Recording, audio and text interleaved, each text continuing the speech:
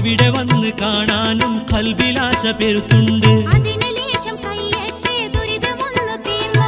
ഇടയ്ക്ക് ഫോൺ വിളിച്ചോട്ടെ, പയക്കമൊന്നു കേട്ടോട്ടെ. പുര പണിഞ്ഞു കഴിഞ്ഞില്ലേ, പഠിക്ക പാഠം വാങ്ങിയില്ലേ. വരട്ടെ പൊന്നെ, വരട്ടെ മോളെ.